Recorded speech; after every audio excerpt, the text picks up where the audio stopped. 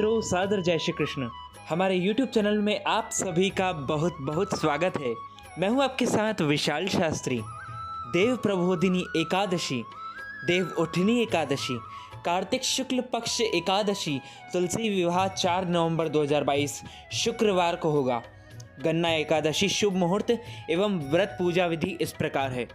एकादशी तिथि का आरंभ 3 नवंबर 2022 गुरुवार की शाम 7:30 से प्रारंभ होगा। एकादशी तिथि समाप्त 4 नवंबर 2022 शुक्रवार 6:08 पर समाप्त होगी। सूर्योदय व्यापिनी एवं द्वादश युक्त एकादशी 4 नवंबर 2022 शुक्रवार को मनाई जाएगी। इस दिन एकादशी व्रत रखें और एवं तुलसी शालिग्राम का विवाह करें। एकादशी व्रत का पारना 5 नवंबर 2022 शनिवार प्रातः 6:55 से 9:55 तक पूजा का शुभ मुहूर्त रहेगा। 4 नवंबर 2022 शुक्रवार सुबह 6 से 10:30, दोपहर 12 से 1:30 बजे तक पूजा का शुभ मुहूर्त रहेगा एवं शाम 4:30 से 6 एवं शाम को प्रदोष काल गौधुली वेला शाम 5:49 से 8:49 तक रहेगा। दशमी 3 नवंबर को एक समय भोजन करें। शहद ना खाएं, चावल ना खाएं, लहसुन प्याज से दूर रहें। एकादशी 4 नवंबर को व्रत रखें, संकल्प करें, पूजा करें, तुलसी विवाह करें, दाढ़ी कटिंग ना करें, झूठ ना बोलें, क्रोध ना करें, अन्न ना खाएं, रात्रि जागरण अवश्य करें, फलाहार करें एवं 5 नवंबर 2022 शनिवार को शुभ मुहूर्त में व्रत का पालना करें। इस साल देव उठनी एकादशी 4 नवंबर 2022 को रहेगी। एक राजा के राज्य में सभी लोग एकादशी का व्रत रखते थे। प्रजा तथा नौकर चाकरों से लेकर पशुओं तक को एकादशी के दिन अन्न नहीं दिया जाता था। एक दिन किसी दूसरे राजा का एक व्यक्ति राजा के पास आकर बोला, महाराज कृपा करके मुझे नौकरी पर रख लो। तब राजा ने उसके सामने एक शर्त रखी कि ठीक है, रख लेते हैं, किंतु रोज़ तो तुम्हें खाने को सब कुछ मिलेगा, पर एकादशी को अन्न नहीं मिलेगा।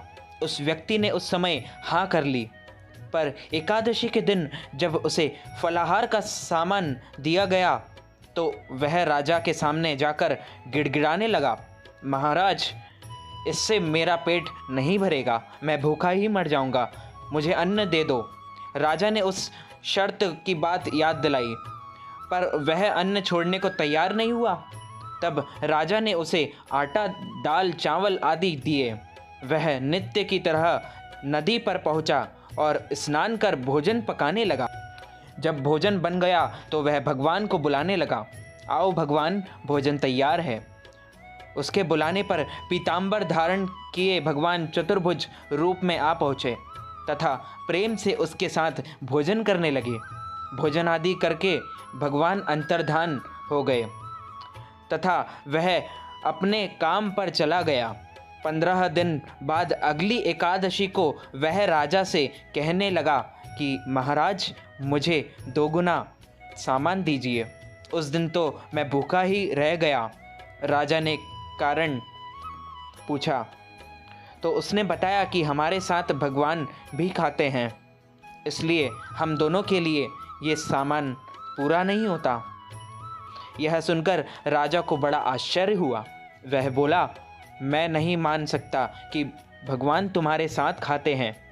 मैं तो इतना व्रत रखता हूँ, पूजा करता हूँ, पर भगवान ने मुझे कभी दर्शन नहीं दिए। राजा की बात सुनकर वह बोला, महाराज यदि विश्वास न हो तो साथ चलकर देख लो। राजा एक पेड़ के नीचे छिपकर बैठ गया। उस व्यक्ति के भोजन बनाया तथा भगवान को शाम तक पुकारता रहा, परंतु भगवान न आए। अंत में उसने कहा, हे भगवान, यदि आप नहीं आए तो मैं नदी में कूदकर प्राण त्याग दूंगा। लेकिन भगवान नहीं आए। तब वह प्राण त्यागने के उपदेश से नदी की तरफ बढ़ा। प्राण त्यागने का उसका दृश्य इरादा जान शीघ्र ही भगवान ने प्रकट होकर उसे रोक लिया और साथ बैठकर भोजन करने लगे।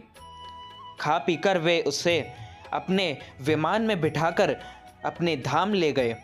यह देख राजा ने सोचा कि व्रत उपवास से तब तक कोई फायदा नहीं होता जब तक मन शुद्ध न हो। इससे राजा को ज्ञान मिला। वह भी मन से व्रत उपवास करने लगा और अंत में स्वर्ग को प्राप्त हुआ। यदि आप एकादशी के दिन मन से पवित्र होकर इस एकादशी का व्रत रखते हैं तो यह सबसे ज़्यादा पुण्यदायी माना जाता है। यदि आप एकादशी के दिन तुलसी जी के सामने माखन मिश्री का भोग लगाते हैं तो यह अति पुण्यदायी माना जाता है, क्योंकि भगवान श्री कृष्ण की पत्नी तुलसी जी है। तो मित्रों, हमारे इस ज्ञानवर्धक वीडियो को अधिक से अधिक लोगों तक शेयर कीजिएगा, लाइक कीजिएगा, कमेंट कीजिएगा। कमेंट में जय श्री कृष्ण अवश्य लिखिएगा। मैं मिलता हूँ आपको किसी नई वीडियो के साथ। तब तक के लिए सादर जय श्री कृष्ण, सादर धन्यवाद।